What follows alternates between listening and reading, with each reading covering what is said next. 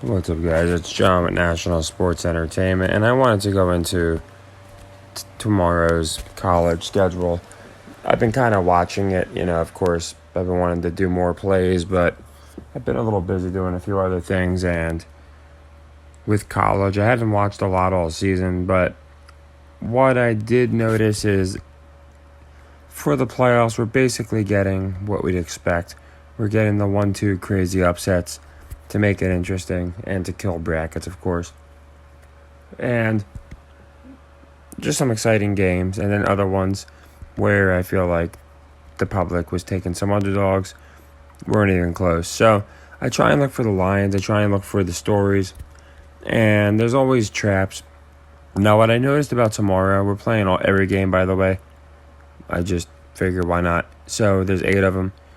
One thing I found interesting is that they're not giving even sizable dogs like Princeton, who, if they had not beat Arizona, here they would be, in my opinion, a much bigger dog. You could see they're just getting right around 230. My book was 230. So 2.25 to 1 for the money line. Not even 5.5 points. So it's pretty light. A lot of these games, you see Houston's only given 5. Now, I'm not saying every one of these is a trap. What I think is a lot of people are going to run teasers, and that's why these lines are the way they are. That way, if you say you have people taking Penn State plus 12.5, Northwestern plus 14.5, Maryland plus 16. Now, I'm not saying that all these are going to work that way, but I think that's why we have so many games where it's kind of unappealing to take the dog. Like taking Furman here just doesn't seem appealing. So they could do it, but at the same time, it's a pretty good payout for the favorite too. So there's nothing here that indicates to me that there's crazy traps. I think there's going to be a few, and of course, it's about stories. If you've been watching me, then my pick at the beginning of the year was actually Arkansas, and they happened to sneak by, and now they got Kansas. But it's because of the red-white, red-black theory. I genuinely think the team that wins is going to have those colors. So I want to go into these games and kind of go into my logic. So we just had a few upsets. They don't want to have them all the time. So I don't think Furman's going to do it again. I think they're going to have one team that might do it again, and I'm just keep them in mind. But here I like San Diego State to win and cover. I think Furman might have a lot of hype. And again, the line, not the craziest, could go either way, but I'm going San Diego State. Duke, Tennessee, I like Duke in this one. I just think they'll win. They have more history. I think they're going to draw more ratings. So I'm going to take them for the win and cover. Arkansas, Kansas, I do like Arkansas for the cover because I think it's a shady line. And they happen to fit my red and white theory. Now, what's interesting is they were showing how Kansas brought out the red and white jerseys. It was for, I think, their pro day or something. So I doubt they do it again, but they made a point of showing that. But I'll take Arkansas here for the cover. Like I said, 3.5 points in a game like this, I could see it coming down to it. And I'm taking the money line that I just like the cover for Arkansas.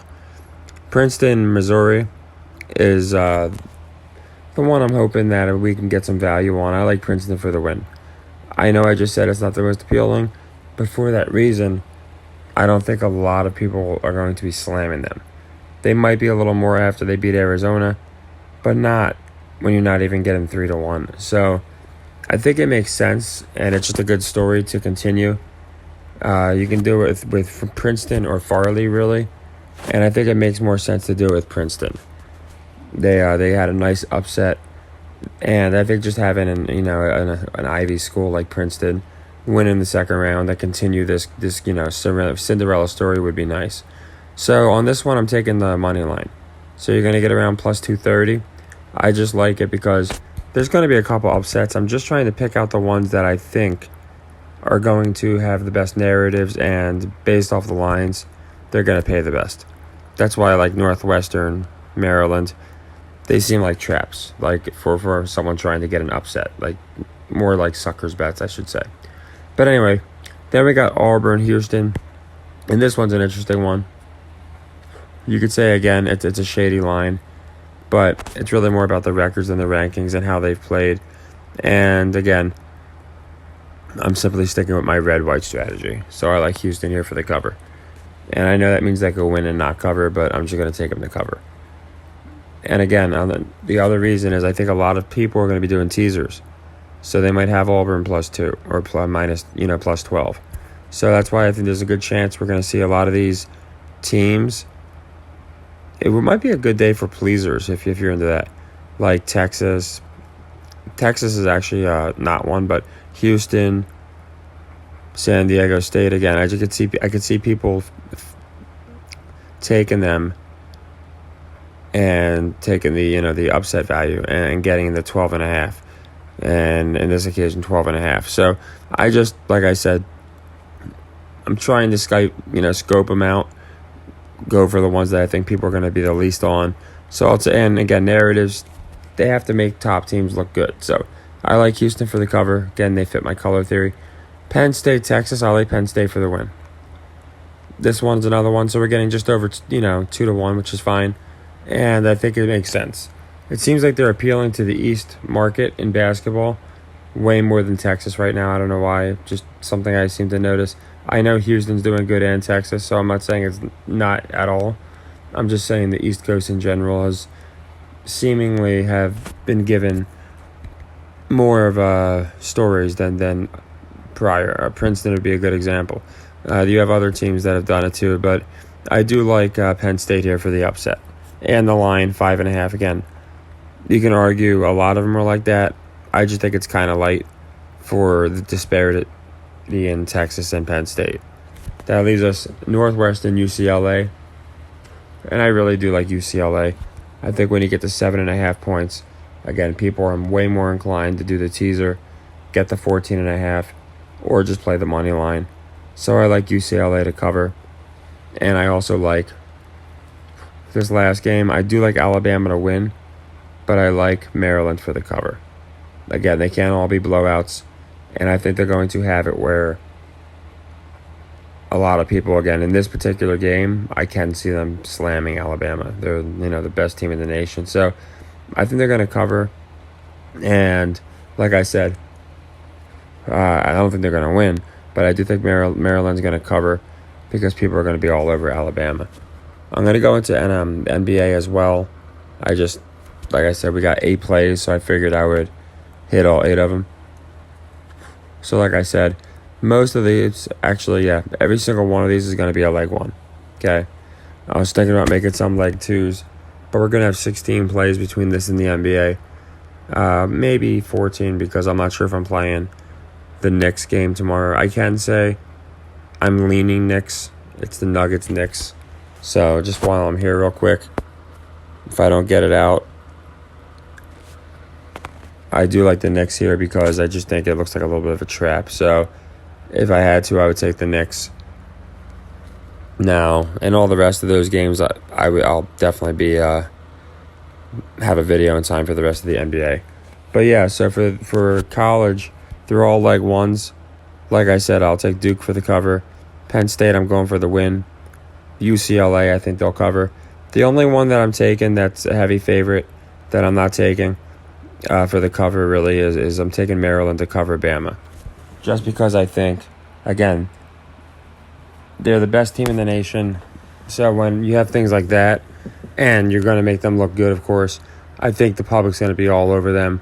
And I just think Bama is going to keep Maryland in it. But of course, I don't think Maryland's going to get the win. Not that they can, I just don't think they're going to get it. Again, I like Houston. You could call it a trap line, but it's just kind of my red and white theory. 5 points, I'll take them for the cover. And yeah, Princeton, I thought about making it a leg 2, but we're getting plus odds on 2 of these. I'd rather play safe. Like I said, we've closed our only 2 leg 3s yesterday. We've been doing well with that. So for some NBAs, I'll plug in some leg 2s. There are a couple that I like later, but as far as now, these will all be leg 1s. And if you want to do a money line for, say, Arkansas or one of these games and not the spread, that's perfectly fine. And vice versa. If you don't feel comfortable taking the money line on, say, Pence, this is just literally, like I say every video, if you copy and paste every single pick, these are the ones I've done as I've done them since the beginning. We're at, I believe, 131 units. I'd have to make sure I'm not missing any. But as I said, we're moving towards 150. And it's a pretty quick rate, you know. It's only been a few months. And again, this is our first time ever doing a full college schedule. So this will be fun. We got 8 plays. I'll happily split them, but we'll see how we do. And I just hope we could split one of the upsets, Princeton or Penn State. That'd be nice. So you can let me know what you think. I'm very new to the college as far as looking at it from a narrative perspective. 90% of this was just kind of live looking at lines that I thought were suspicious, incorporating my color theory, and then also incorporating just how I feel like the public is going to perceive these teams. And again, it's not just about a game and its odds. You have to look at what Vegas is seeing. So if Vegas has, let's just say, Kansas winning and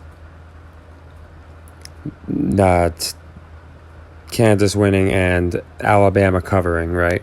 Let's just say Vegas has that on 60% of their parlays. That's why I believe they set the lines up the way they do, because then they could just kill so many. Perfect example is the bracket. Okay, look what they did with the bracket, how they took out 99% of them with one game. They apply that, and they invoke that exact same methodology, in my opinion, to their parlays and to teasers. So if there's a team, for example, let's just say Missouri, that is on 70% of the parlays, having them lose is just the easiest way for Vegas to not pay people out. So I try and look for ones that are going to be on parlays. I don't think it's a coincidence. As we're approaching playoff season, you know, we've nailed, I think it's our last 4 leg threes in a row. We got the Raptors over the Nuggets. You know, a lot of people subscribe to that channel just over that call.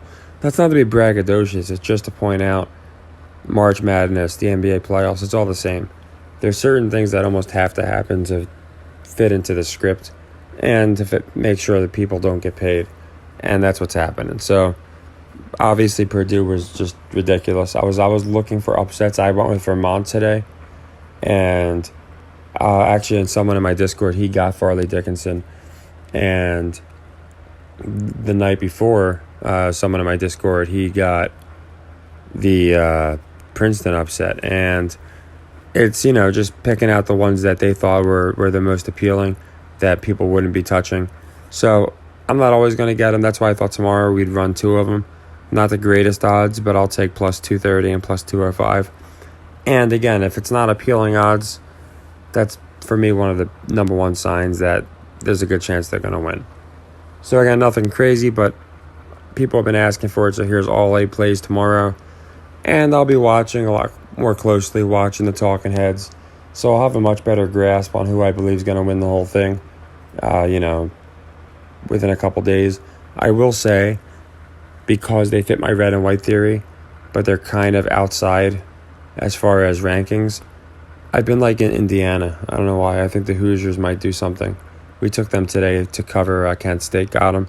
So we'll see what happens. There's a lot of red and white teams in it, of course. It's a common color. And red and black.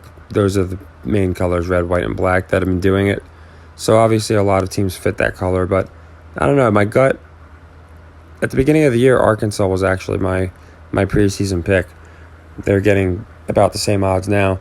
But as of late, I haven't really been hearing about Indiana, but then I kind of have been. So I don't know why. I have a feeling Indiana might go pretty far. Maybe further than Houston and some of these other teams. But just my opinion, you know, again, very new to college. I'll also get hockey out because that's what's been paying us the best. Like a random hockey game will probably pay us better than one of these dogs because we've been doing just crazy on hockey. Here's all of our plus odds on hockey versus basketball. Mind you, I've done a lot more with hockey, but still, you can see it's pretty crazy.